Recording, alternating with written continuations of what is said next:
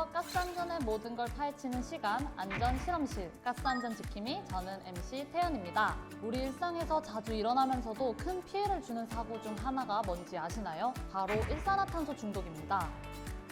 오늘은 일상을 위협하는 일산화탄소 중독 사고를 어떻게 예방하고 대응하면 좋은지 한번 알아보도록 하겠습니다. 오늘 저와 함께 일산화탄소 중독에 대해 이야기해 주실 두 분 소개해 드리겠습니다. 안녕하세요. 반갑습니다. 한국가스안전공사 재난안전처 사고조사부에서 근무하고 있는 최성원 차장입니다. 안녕하세요. 한국가스안전공사 재난안전처 사고조사부 수도권 사고조사팀 전호림 대리입니다. 일산화탄소 중독은 매년 반복되는 사고인데요. 정확히 어떤 점 때문에 이렇게 위험한 걸까요?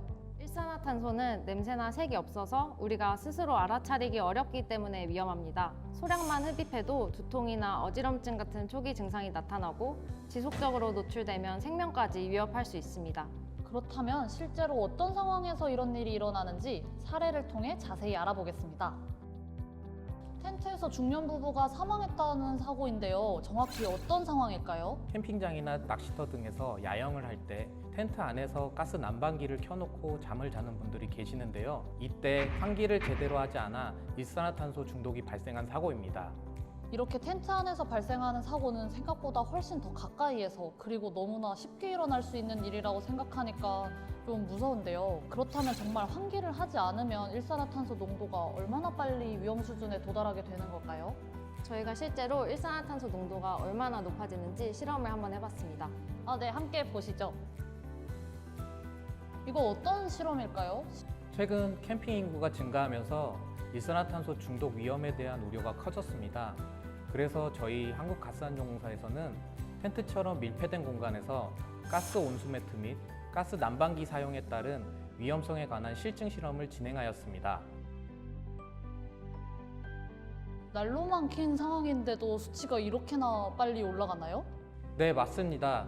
이번 실험에서는 3인용 텐트 안에서 실험을 진행해 보았는데요. 그 결과 일산화탄소 농도가 사망 위험 수준인 1600ppm에 도달하는 시간이 가스 온수 매트의 경우에는 약 9분, 가스 난방기의 경우에는 약 15분 정도 소요되는 것으로 확인되었습니다.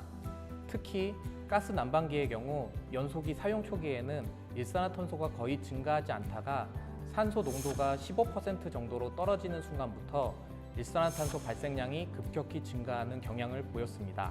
수치만 들어도 위험하다는 게 체감되는 것 같아요. 이런 일산화탄소 수치 정도에 따라 인체에 어떤 영향을 미치는 걸까요? 대표적인 기준을 간단히 말씀드리면 이렇습니다.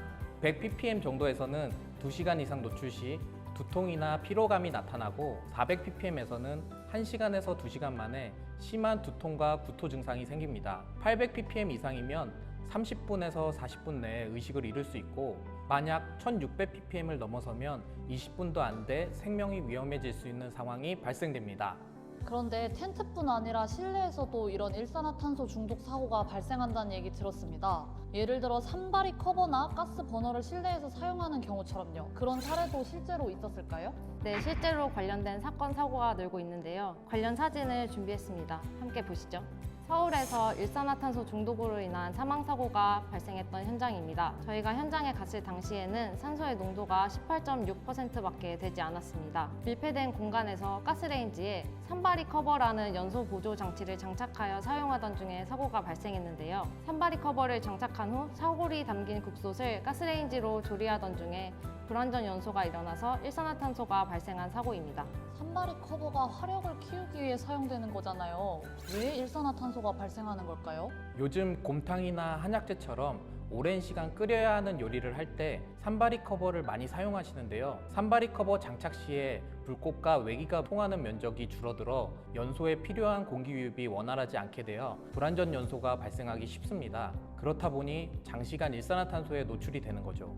집안에서 그것도 요리하다가 이런 사고로까지 이어질 수 있다는 게 정말 충격적이네요. 그런데 가만히 생각해보면 앞서 봤던 텐트 안 사고랑 구조가 좀 비슷한 것 같아요. 장소는 다르지만 공기가 막힌 공간에서 가스를 오래 사용한다는 점이 똑같잖아요.